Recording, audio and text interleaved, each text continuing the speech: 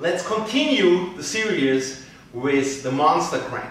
The monster crank is a pretty strong and painful crank from monster truck, and you will see. So here, same entry like before. You know, you can go into with classical way, or the way I showed you. You hear, you grab, and now you see what you don't do.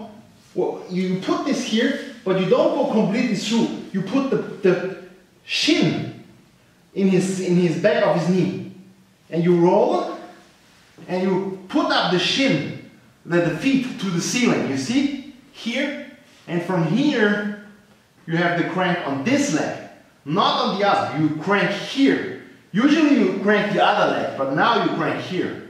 And if the crank doesn't work, just switch for the second crank. And if this doesn't work, just switch for the back. One more time.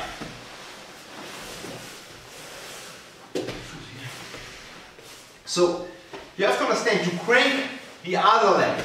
Here, touch the calf, now grab, and now feet, and now roll. And now toes are to the ceiling. So the sharp part of the shin is into the kneecap. And from here, you crank, you know, with the sharp part. If this doesn't work, just switch over here to the monster truck control. If monster truck control is not good for you, just go back and go for the monster crank. Or to the back.